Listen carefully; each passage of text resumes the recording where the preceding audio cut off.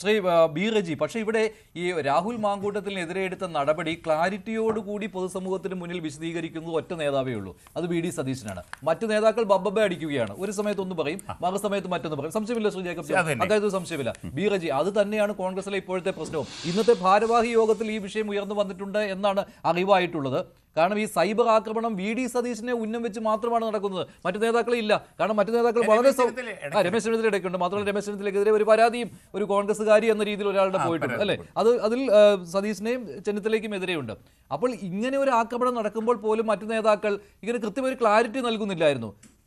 രാഹുൽ മാങ്കൂട്ടത്തിലോ കോൺഗ്രസ്സുകാരല്ല, വന്നോട്ടെ, അതിനെന്താണ് കുഴപ്പം? ഇങ്ങനെ പറയുമ്പോൾ ആ രീതിയിലല്ല സതീശൻ പറഞ്ഞിരുന്നത്. കൃത്യമായി അതെ, കെ പി സി സി അധ്യക്ഷൻ ഇന്ന് വാക്കുകൾ ഉണ്ടായിരുന്നില്ല. ശരിക്കും പറഞ്ഞാൽ ആ കാറിൽ വെച്ച് അദ്ദേഹം സംസാരിച്ചത് കേട്ടപ്പോൾ പരിതാപകരമായ ഒരു അവസ്ഥയിലായിരുന്നു. ആ ബൈറ്റിലേക്ക് വരാം, കുറച്ച് സമയം കഴിഞ്ഞ് അത് കേൾപ്പിക്കാം. അപ്പോൾ റെജി, ഇതിനകത്ത് ആകെ ഒരു തലവേദനയിൽ പെട്ടിരിക്കുകയാണ് കോൺഗ്രസ്. ഒറ്റ നേതാവ് മാത്രം ക്ലാരിറ്റിയോട് പറയുമ്പോൾ അദ്ദേഹത്തെ ഒറ്റതിരിഞ്ഞ് ആക്രമിക്കുവാനുള്ള ശ്രമവും നടക്കുകയാണ്. ശ്രീ മഞ്ജുഷ്, ഇത് സംബന്ധിച്ച് കോൺഗ്രസിന് എന്ത് തരത്തിലുള്ള തലവേദന ഉണ്ടാക്കുന്നു എന്നാണ് അങ്ങ് പറയുന്നത്? കോൺഗ്രസ് ഇക്കാര്യത്തിൽ വളരെ വ്യക്തമായും സുതാര്യമായും നീതിനിഷ്ഠമായും രാഷ്ട്രീയമായി അങ്ങേയറ്റം ധാർമ്മികത ഉയർത്തിപ്പിടിക്കുന്ന നിലപാട് സ്വീകരിച്ചിട്ടുണ്ട്. അത് ഐക്യകണ്ഠേനയാണ് കോൺഗ്രസിൻ്റെ നേതൃനിര ഒന്നാകെ ചേർന്ന് സ്വീകരിച്ചിട്ടുള്ളത്. അത് സംബന്ധിച്ച് ഒരെതിരഭിപ്രായവുമില്ല. പിന്നെ നിങ്ങൾ പർപ്പസായി വി ഡി സതീശനെ നിങ്ങൾ പോയിന്റ് ഔട്ട് ചെയ്യുന്നത് അല്ല, രാഷ്ട്രീയ എതിരാളികൾ ചോദ്യം ചെയ്യുന്നതിന്റെ പ്രധാന കാരണം എന്താണ്?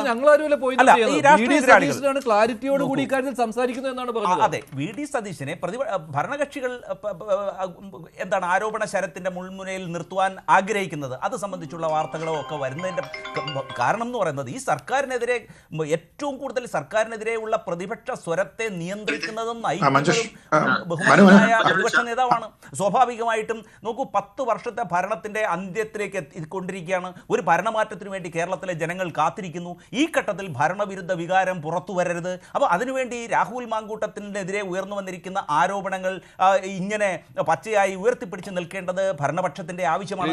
നമുക്ക് ഭരണപക്ഷത്തെ വിടാം, കാരണം അവർ പറയുന്നത് ഒന്നും ഇവിടെ മുഖവിലേക്ക് എടുക്കേണ്ട കാര്യമില്ല. കാരണം അവർക്ക് ഇതിനകത്ത് ധാർമ്മികമായിട്ട് ഇങ്ങനെ പറയുവാനുള്ള ഒരു റൈറ്റും ഇല്ല എന്ന് തന്നെയാണ് എൻ്റെ ഒരു നിലപാട്. കാരണം ഇ.പി. ജയരാജനൊക്കെ ഇന്ന് പറയുന്നത് കേട്ടു, രാഹുൽ മാങ്കൂട്ടത്തിൽ വന്നത് എന്തോ നിയമസഭയോടുള്ള അനാദരവ് എന്നൊക്കെ രീതിയിൽ. അപ്പോൾ മുകേഷൊക്കെ അവിടെ ഇരിക്കുന്നു, പിന്നെ എന്താണെന്ന് ഇ.പി. ജയരാജൻ മറുപടി നൽകും, അത്രേ ഉള്ളൂ. അത് മുഖവിലേക്ക് എടുക്കേണ്ട, ഭരണപക്ഷത്തെ ഇക്കാര്യത്തിൽ നോക്കേണ്ട. പക്ഷേ ഭരണപക്ഷത്തിനുള്ള ആയുധം കൊടുക്കുന്നത് നിങ്ങളാണ്. കോൺഗ്രസിൽ തന്നെയാണ് ഈ പ്രശ്നങ്ങൾ ഉണ്ടായിരിക്കുന്നത്. മാത്രമല്ല ഈ നേമം ഷജീറിനെ പോലെയുള്ള നേമം ഷജീർ അല്ലേ, യൂത്ത് കോൺഗ്രസിന്റെ ജില്ലാ അധ്യക്ഷൻ രാഹുൽ മാങ്കൂട്ടത്തിന്റെ ഒപ്പം വരുന്നു എന്നത് എന്ത് സന്ദേശമാണ് നൽകുന്നത്? നേതാക്കളുടെ പിന്തുണ രാഹുൽ മാങ്കൂട്ടത്തിൽ ഉണ്ട് എന്നുള്ള സന്ദേശമാണ് നൽകുന്നത്. നോക്കൂ, ദീർഘകാലം യൂത്ത് കോൺഗ്രസിന്റെ സംസ്ഥാന പ്രസിഡന്റായി പ്രവർത്തിച്ച ഒരാളെ പാർട്ടിയുടെ പ്രാഥമിക അംഗത്വത്തിൽ നിന്ന് സസ്പെൻഡ് ചെയ്തു, അതുപോലെ പാർലമെന്ററി പാർട്ടിയിൽ നിന്ന് അകറ്റി നിർത്തി, അതുപോലെ കോൺഗ്രസിന്റെ മെമ്പർഷിപ്പിൽ നിന്ന് സസ്പെൻഡ് ചെയ്ത് നിർത്തി, പ്രസിഡന്റ് സ്ഥാനത്ത് നിന്നും മാറ്റി ആ സ്ഥാനം ഒഴിയാൻ പറഞ്ഞു.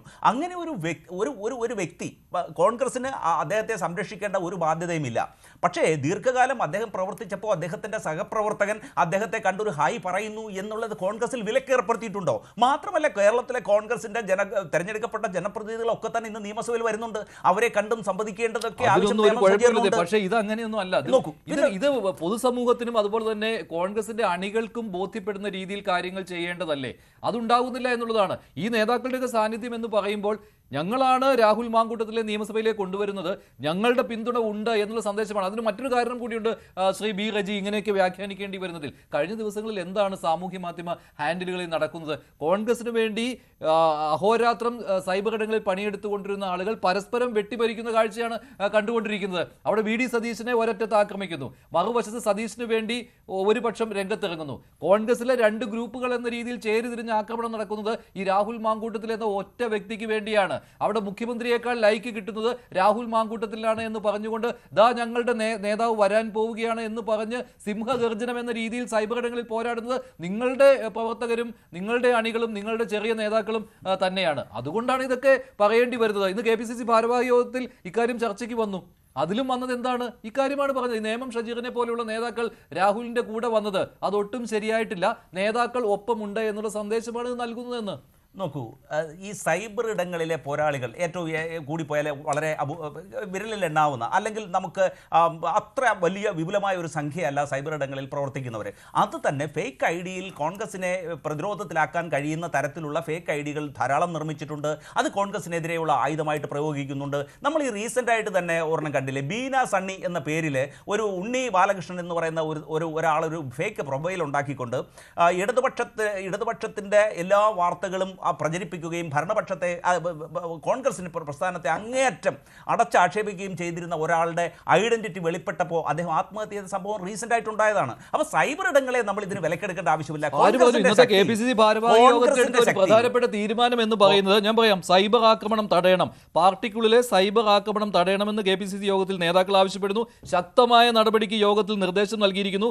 നേതാക്കൾക്കെതിരായ സൈബർ ആക്രമണം തടയണമെന്ന് പറയുന്നു. പാർട്ടിയുടെ ഡിജിറ്റൽ മീഡിയ സെല്ലിന് പങ്കുണ്ടോ എന്ന് പരിശോധിക്കണമെന്ന് ആവശ്യപ്പെടുന്നു. ഈ DMC ഡിജിറ്റൽ മീഡിയ സെൽ എന്നുള്ളതാണല്ലോ, അതിന്റെ പങ്ക് അന്വേഷിക്കുന്നതിന് വേണ്ടി VT ബൽറാമിന്റെ നേതൃത്വത്തിൽ ഒരു പരിശോധന നടത്തുവാനും തീരുമാനിച്ചിരിക്കുകയാണ്.